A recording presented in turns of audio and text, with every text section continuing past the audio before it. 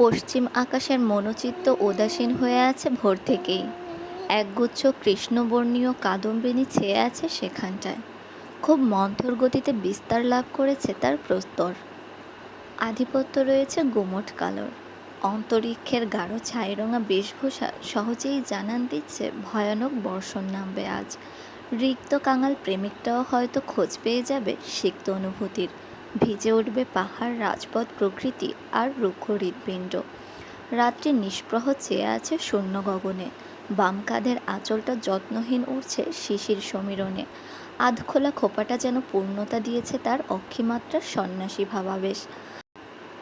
আদিত্য উপাত্ত রাজা এখনও পদার্পণ করতে পারেনি। মেঘেদের কঠোর নিষেধাজ্ঞা আছে। আকাশ আজ তাদের দখলে। শীতল স্নিগ্ধ মেঘমালার রাজ্যে আজ উত্তাপের প্রবেশ বারণ। হালকা হালকা ময়ূখের ঝলকানি অবশ্য বারণ অমান্য করেই মেঘের ফাঁকে ফাঁকে উকি দিয়ে যাচ্ছে। রাত্রি হাসল হঠাৎই। আকাশেও কি যুদ্ধ হয়? ওখানেও কি মতবিরোধ লাগে? পেছন থেকে একটা ঘুমে অসাড় হয়ে আসা উচ্চ ডাক। রাত, ওখানে কি করছো? একা একা উঠেছ কেন? সকাল হয়নি এখনো, ঘুমোতে এসো। রাত্রি ঘাড় ফিরিয়ে তাকালো। নিভ্রাণের উদাম গা। বালিশ থেকে মাথা খানিকটা উঠিয়ে নিদ্রা ভরে চোখের পাতা কুঁচকে হাঁক ছাড়ল সে। কি সুন্দর লাগে মানুষটাকে, একেবারে রক্ত জমানো সুপুরুষ যেন। মিষ্টি রিনঝিনে গলায় সে উত্তর দিল, একটু দাঁড়াই, ভালো লাগছে খুব, আপনি ঘুমান। নিভ্রাণের কপালে দুই ভ্রুর মাঝ বরাবর একটা ভাঁজ পড়ল। সৌন্দর্য বাড়ল আরও। রাত্রি যেন মরে গিয়েও বেঁচে উঠল সেই রূপে। তাকে অকপট চেয়ে থাকতে দেখে ঘুমে বিভোর নিভ্রাণ কাতর টলমলে নিশ্চল পায়েই উঠে দাঁড়ালো। ডান হাতে দুবার চোখ মুখ ডলে তন্দ্রা ঘরে থেকে বেরিয়ে আসার চেষ্টা করল। রাত্রির কাছাকাছি যেতে যেতে বলল, তুমি চরম অবাধ্য হয়েছ রাত, আমার একটা কথাও শোনো না। রাত্রি অসহায় গলায় প্রতিবাদ করল, আহ, আপনি উঠলেন কেন? আমার ঘুম হয়ে গেছে তো, আর ঘুমোবো না। নিভ্রাণ রুগ্ন গলায় বলল, ঘুম হয়ে গেছে না? তুমি ঘুমিয়েছ কখন? ঠিক 4:22 আজানের পর। আমি নামাজ পড়ে শুলাম, তখন মাত্র তোমার ঘুম গভীর হয়েছে। আর এখন কটা বাজে? 6:30। সারাদিনে মাত্র 2 ঘন্টা ঘুমালে কিভাবে হবে? রাত্রি মুখ ছোট করল। আকস্মাৎ প্রজ্বলয়ে শাড়ির আঁচল খসে পড়ল কাঁধ থেকে। নিভ্রাণ তীক্ষ্ণ চোখে আশেপাশে তাকিয়ে দ্রুত তুলে দিল। কবজি চেপে বলল, আমি এসি বন্ধ করে ঘুমাই তোমার শীত করে বলে, আর তুমি সকাল সকাল গায়ে হাওয়া লাগিয়ে বেড়াচ্ছ। চলো রুমে, আমার মেয়েটাও বিরক্ত হয়ে পেটের ভিতর। কই মা একটু চুপচাপ থাকবে, ঘুমাবে, খাবে? না, তা না, এসো। রাত্রি গেল না, ঠায় মেরে দাঁড়িয়ে রইল। নিভ্রাণ রক্ত গরম চোখে তাকাতেই সে পায়ের 5 আঙুলে ভর দিয়ে একটু লম্বা হলো। হাত ছাড়িয়ে 2 হাতে গলা জড়িয়ে কাঁধে মুখ গুজল। নিভ্রাণ নিজে থেকেই ঝুঁকে গেল অনেকটা। রাত্রির আঙুল ফ্লোরে নেমে যেতেই স্বস্তির শ্বাস ফেলল সে। পর মুহূর্তেই প্রেয়সীর বিচিত্র কর্মকাণ্ডে ভ্রুযুগল স্থির হয়ে গেল। মাথার পিছে হাত রেখে হতভম্ব গলায় বলল, কামড়াচ্ছ কেন? রাত্রি আবার কামড় বসালো একই জায়গায়। নিভ্রাণ স্বর টেনে বলল, রাত। রাত্রি দুষ্টু কণ্ঠে বলল, ব্যথা পান? নিভ্রাণ হাসল, চুলের ভাঁজে ঠোঁট ছোঁয়ালো, শান্ত গলায় বলল, তোমার দাঁতের এত ক্ষমতা নেই বিড়ালিনী। রাত্রি হাল ছাড়ল, মুখ তুলে চোখে চোখ রেখে চেয়ে রইল কিছুক্ষণ। নিভ্রাণ দৃষ্টি সরিয়ে বলল, হয়েছে, চলো ঘুমাবে।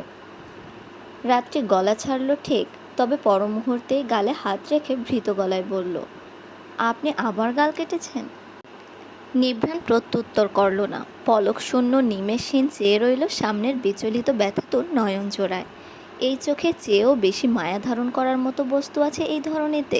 নেই বোধ হয়, অন্তত তার জন্যে। রাত্রি আবার বলল, এটা কাটলো কখন? রাতেও তো আপনার দাড়ি ছিল। নিভ্রাণ ভাবলেশহীন বলল, তুমি ঘুমানোর পর শেভ করেছিলাম রাত, এখন চলো তো, ঠান্ডায় তোমার লোম দাঁড়িয়ে গেছে। মেঘলা মধ্যাহ্ন। নাহিদা ইলিশ মাছের লেজের কাটা বাছতে ব্যস্ত।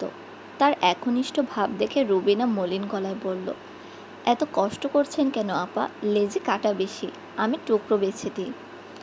নাহিদা হাসলেন, চোখের ইশারায় মানা করে আহ্লাদী কণ্ঠে বললেন, মেয়ে আমার হরিণের মাংস খাবে, ওইটা নাকি মজা লাগে। কাল জানেন, পুরো 7 টুকরো মাছের সাইডের ওইটুকু খয়েরি রঙের মানে হরিণের মাংস দিয়ে ভাত খাইয়েছে। মাছ খাবে না, লেজে এই মাংস বেশি থাকে, তাই ওর জন্য লেজ করেছে আলাদা করে। রুবিনা হাঁপ ছেড়ে বললেন, মেয়েটা এত কষ্ট করায় আর আপনিও কিছু বলেন না। নাহিদা যেন এক মুহূর্তের জন্য অতীতে ফিরে গেলেন, বিস্তীর্ণ কণ্ঠে বিড়বিড় করলেন, আমি ওকে কম বলিনি আপা। রুবিনা থেমে গেলেন। তার জানা আছে সবই, যদিও সেসব নিয়ে আফসোস নেই বিন্দুমাত্র। এই পরিবারের প্রত্যেকটা সদস্য এখন যেভাবে তার মেয়েকে নিঃস্বার্থ ভালোবাসে, এর চেয়ে বেশি আর কিছু চাওয়া যায় না। রাত্রির বাবা যখন বেঁচে ছিলেন তখন মেয়েই ছিল তার সব। অঢেল টাকা পয়সা না থাকলেও একমাত্র মেয়েকে রাজকুমারীর মতোই রাখতেন তিনি। একটা বকা পর্যন্ত দিতেন না কখনো। রুবিনা বকলে উল্টো তাকেই ধমক লাগাতেন। ছোট্ট রাত্রিকে কোলে নিয়েই বলতেন, তুমি দেখো রুবি, আমার মেয়ের জন্য একটা সত্যিকারের রাজকুমার রেখে দিয়েছি বিধাতা। রুবিনা তখন হেসে বলতেন, এই যুগে রাজকুমার পাওয়া যায় না। তিনি বিশ্বাস করতেন না।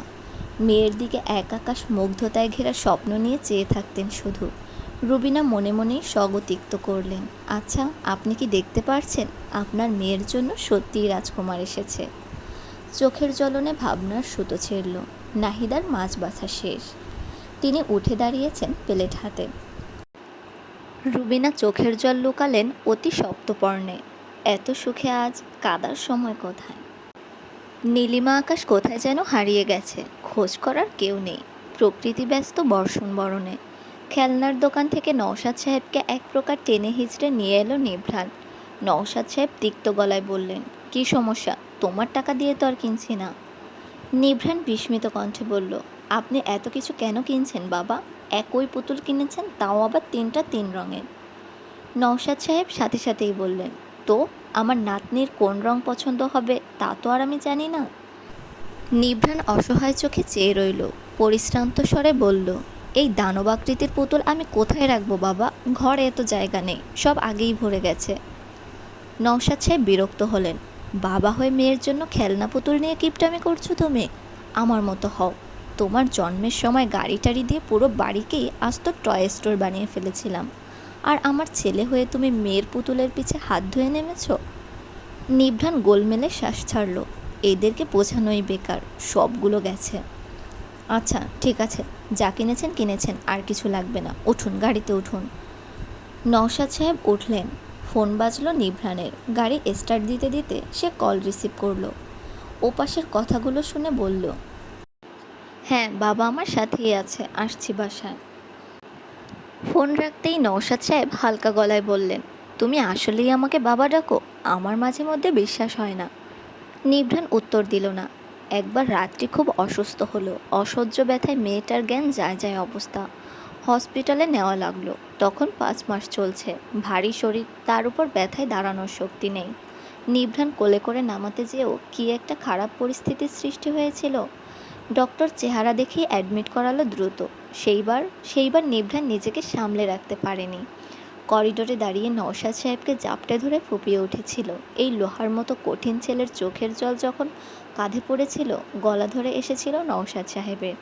আলতো করে ছেলের পিঠে হাত বুলিয়ে তিনি বলেছিলেন, কিছু হবে না বাবা। ব্যাস, সেই থেকে আর বাবা ছেলের দূরত্ব ঘুচে গেল। অভিমানের পাহাড় গড়িয়ে গেল নিমিষেই। রাত্রি, মেয়েটা যেন সব পারে। ঘরে বাতি জ্বলছে। বাইরে ঘনালি সন্ধ্যার অন্ধকারে ডুবছে জগৎ। নিভ্রান দরজা খুলে রুমে ঢুকল। রাত্রি শুয়ে আছে, ঘুমাচ্ছে। কাছে গেল সে, মাথায় হাত বুলিয়ে দিল। ফর্সা চেহারাটা মলিন হয়ে আছে। গত পরশু ভাতের সাথে বেগুন ভাজা খেয়ে ফেলেছিল। অ্যালার্জির ফলে গলার কিছু কিছু অংশ লাল বর্ণ ধারণ করেছে। সকালে ওষুধ লাগিয়ে দিয়ে গিয়েছিল, আবার রাতে লাগিয়ে দিবে, কমে যাবে। স্বাস্থ্য হয়েছে অল্প একটু। 7 মাসের উঁচু পেট। এত সুন্দর লাগে মেয়েটাকে, বুঝিয়ে কুল পায় না। মাথা থেকে হাত সরাতেই পিটপিট করে চোখ খুলল রাত্রি। নিভু নিভু তাকাতে তাকাতে ভালো করে চোখ মেলল। নিভ্রানকে দেখেই মিষ্টি করে হাসলো নিভ্রানও। নরম গলায় বলল, শুয়ে থাকো, উঠতে হবে না। রাত্রি শুল না। নিভ্রানের বাহু আঁকড়ে এক হাতে প্লেট চেপে ধরে উঠে বসল। নিভ্রান পিঠের পিছে বালিশ দিয়ে হেলান দিয়ে বসালো।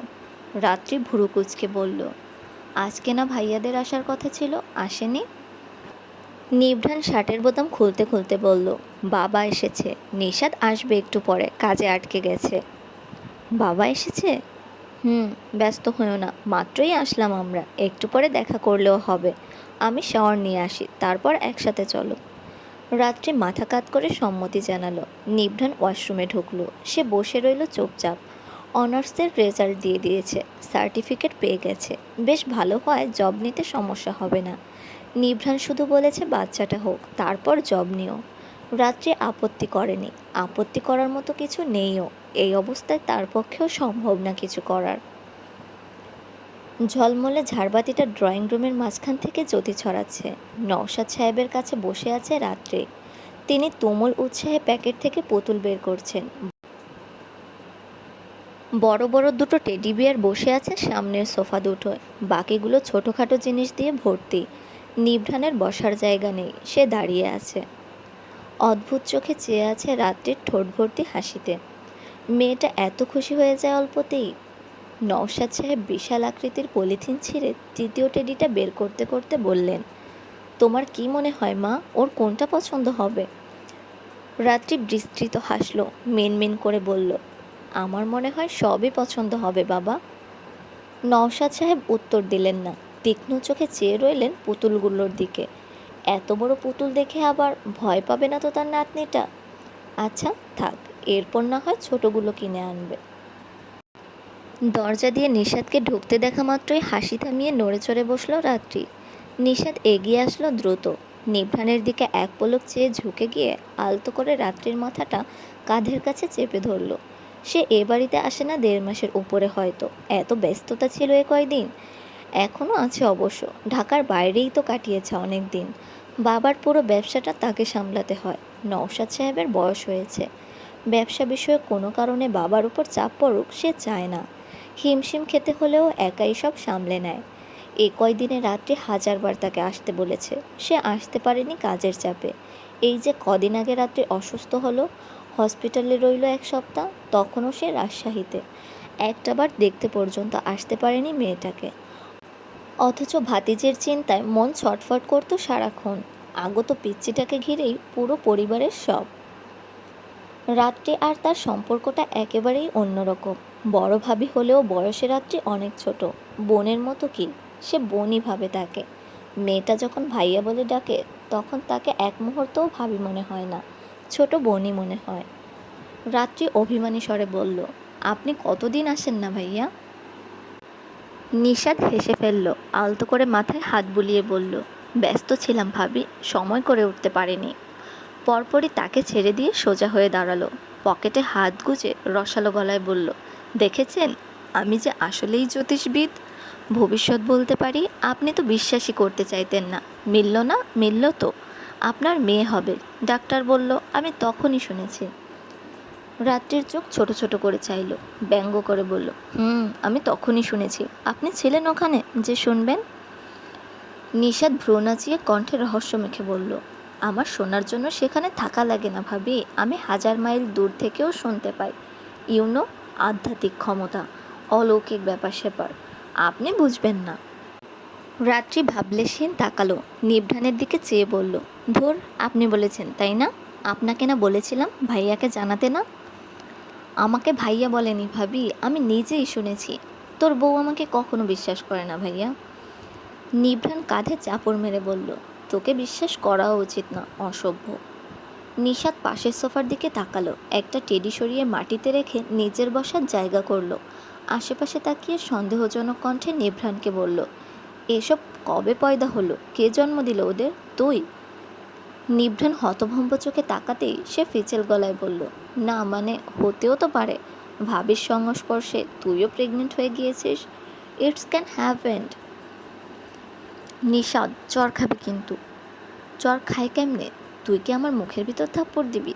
ছি, থুতু থাকে ভাই, তুই বরং গালেই মার। নিভ্রান চোখ গরম করে তাকালো। নিশাদ থেমে গেল। রাত্রিকে ইশারা করে ঠোঁট নাড়িয়ে আস্তে করে বলল, এইটার সাথে থাকেন কেমনে? রাত্রি অমায়িক হাসল, বলতে তো পারে না, একে ছাড়া যে সে থাকতেই পারে না। রাতের খাবারটা একসাথেই খেলো সবাই। নিশাদ আর নওশাদ সাহেব চলে গেল 11টার দিকে। সকালে কাজ আছে তাদের। এত ব্যস্ততায়ও এসেছে, এই তো বেশি। কতদিন পর পুরো পরিবার একসাথে হলো।